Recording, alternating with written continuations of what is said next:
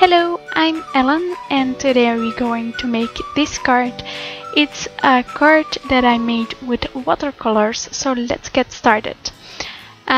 Today I'm going to watercolor with distress inks, and as you can see I just put some distress ink on a flat surface and then I'm adding water with a pencil.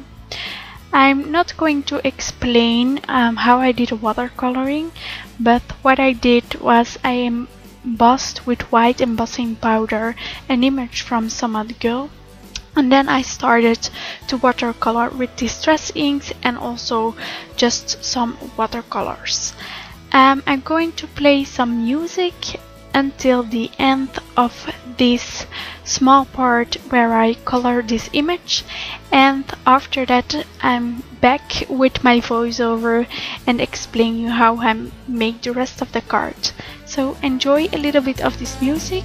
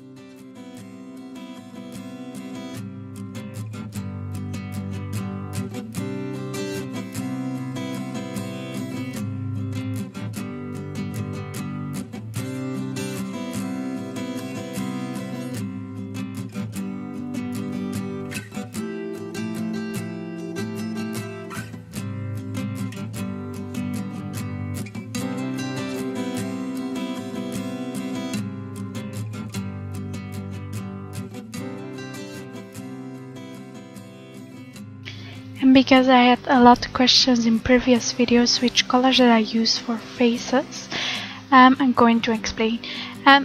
There are just 3 colors that I always use for facial colors, and that's a lot of white, a bit of yellow, and a very tiny bit of red. You have to just try a little bit, because sometimes you have more of the other color and you just keep on trying. Put some white and some yellow next to the red, and you will see when you are very happy with the colors, you just stop and try it.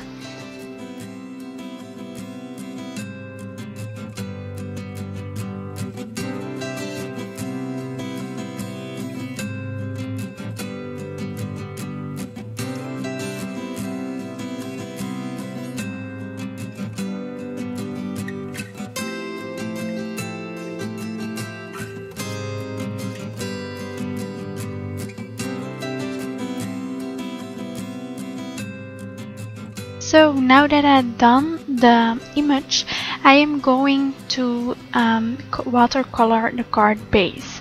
I've die cutted a heart in it, and I made the whole surface wet with some water, and now I'm going over it with some distress ink, mustard seeds, and I'm first layering a very light color, so I made the distress ink very red, and then I'm just going over the bottom part of the card because I really want to make that darker. You can see I'm slipping over it just to make it but more darker. I've also die cutted a circle with a heart in it, just because I want to make a shaker card, and because it's a small heart, I wanted to give it a little bit more attention with that circle. The background will be purple just because I think that's a more vibrant color and will fit perfect on this card. So that circle, I die cut a heart in it. I am now putting down some glue, and normally I would do that with some glossy accents, but because my boyfriend was sleeping and I didn't want to make noise in the room next to him, I decided to just use some double-sided tape, and I'm just cutting down the plastic that I want to use as a frame. So now I'm going to glue down that circle with that heart on the front, and on the back I'm going to use some pop dots. It's not really pop dots, but it's a roll of this thick material, so I can put some sequins in it, and I also put some very, very tiny pearls in it.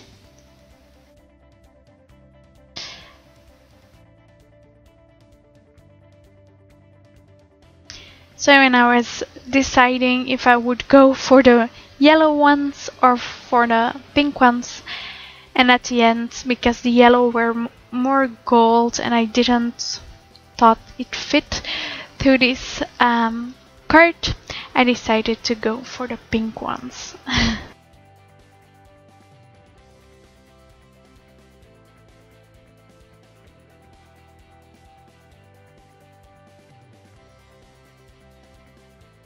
So I'm finally putting down the pink sequence in that circle, and then it's time to glue it all down. I'm going to put that on that frame so I can put my circle, so I can glue down my circle.